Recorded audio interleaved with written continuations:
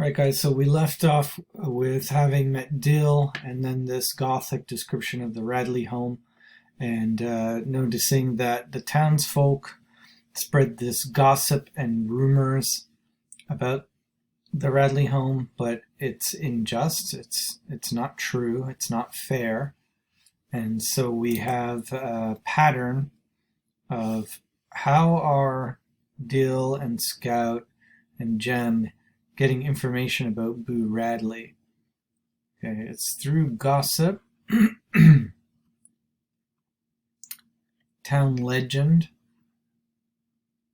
rumors. And so we have a primary form of really education is this kind of storytelling that goes on in the town.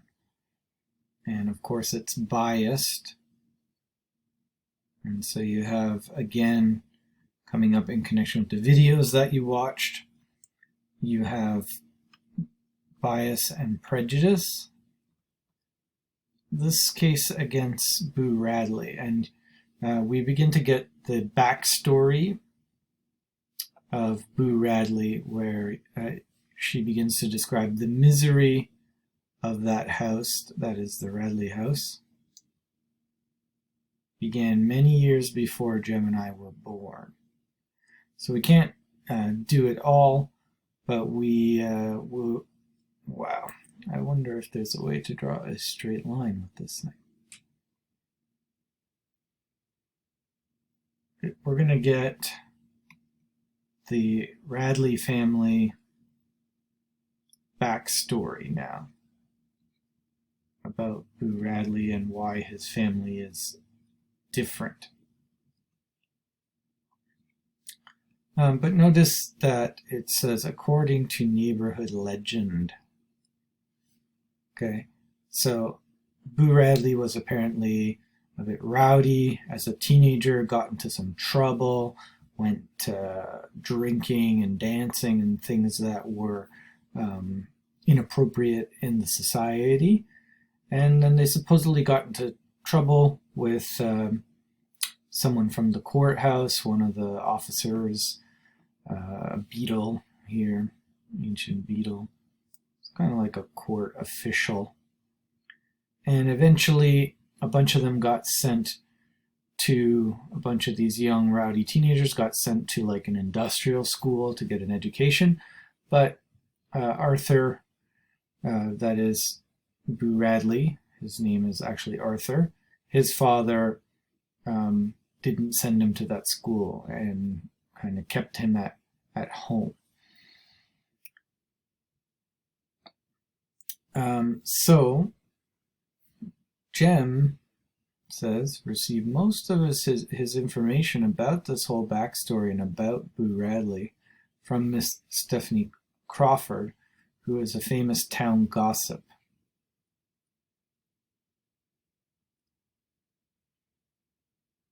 And how does she characterize the Radley family? According to Miss Stephanie, so remember, where are we getting information from about Boo Radley?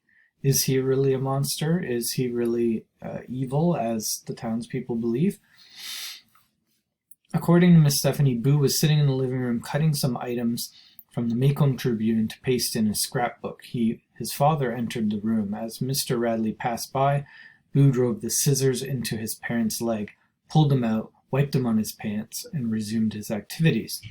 Miss Radley ran screaming into the street that Arthur was killing them all, but when the sheriff arrived, he found Boo still sitting in the living room cutting up the Tribune. He was 33 years old then. Miss Stephanie said old Mr. Radley said no Radley was going to any asylum, but when it was suggested that a season in Tuscaloosa might be helpful to Boo. Boo wasn't crazy, he was high-strung at times. It was all right to shut him up, Mr. Radley conceded, but insisted that Boo not be charged with anything. He was not a criminal. The sheriff hadn't the heart to put him in jail alongside Negroes, so Boo was locked in the courthouse basement.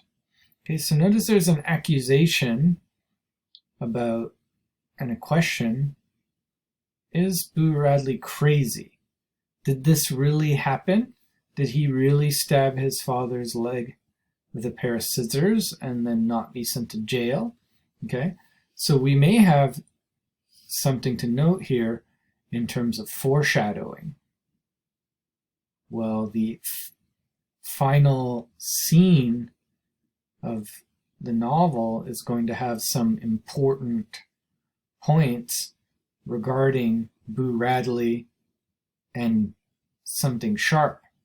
Okay, so is he a murderer? Did he attempt to kill his dad here?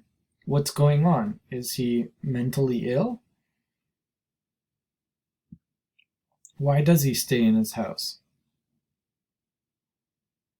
Well, supposedly he's not crazy, he's just high strung. Well, what does that mean? It means like easily reacting in extreme ways to different situations. So the story continues Boo's backstory. Boo's transition from the basement to back home was nebulous in Jem's memory. Miss Stephanie Crawford said some of the town council told Mr. Radley that if he didn't take Boo back, Boo would die of mold from the damp. Besides, Boo could not live forever on the bounty of the county. Nobody knew what form of intimidation Mr. Radley employed to keep Boo out of sight, but Jem figured that Mr. Radley kept him chained to the bed most of the time. Atticus said no, it wasn't that sort of thing, but there were other ways of making people into ghosts. So Atticus, notice, Atticus does not participate in the gossip. He tells the truth, and he discourages gossip.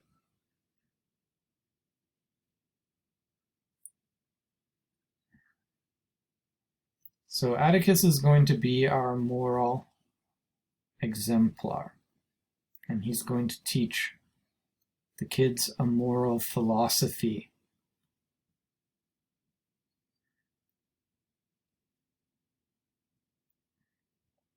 Over and over again that we'll see.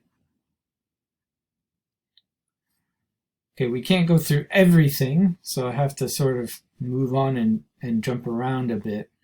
In these videos, I just have 15 minutes per video.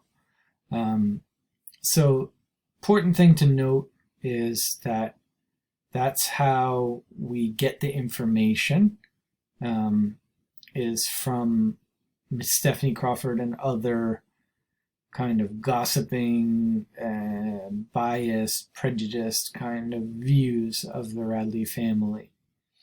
And his dad won't speak to them, and so on.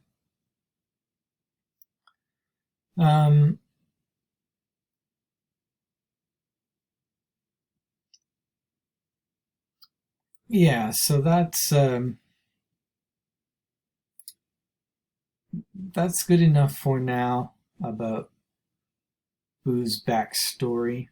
And of course, the kids here are, telling exaggerated kinds of descriptions about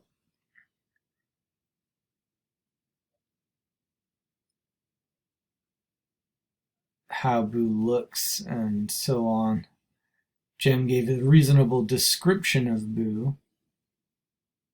Supposedly this is reasonable. Boo was about 6.5 feet tall, judging from his tracks.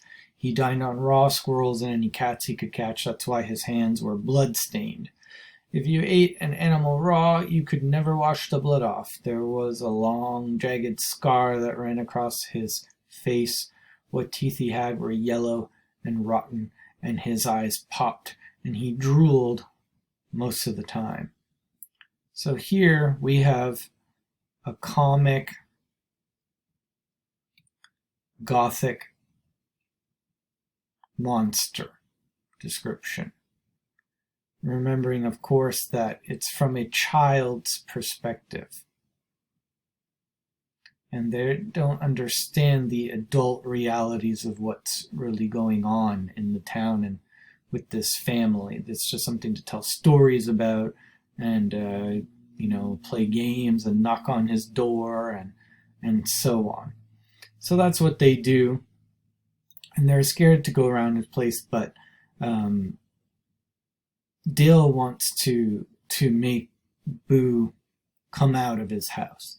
That's the game that he wants to play there. Okay, I'll stop there for this video, and then the next scene that we'll go to is going to be in chapter 2, and we're going to get in chapter 2 Scout and her first day of school. And remembering the Gothic genre, you have critiques of institutions, and so on her first day of school, we're going to see a critique of the education system. And we're also going to see issues of class, that is, class hierarchy in the society, based on, how rich or poor people are. Everyone's poor because it's the Great Depression, but some are really poor, even compared to other white families in this town. All right, that's enough for this video, and we'll come back with a look at the incident in the classroom with Miss Caroline and Scout's first day at school in the next video. All right. See you then.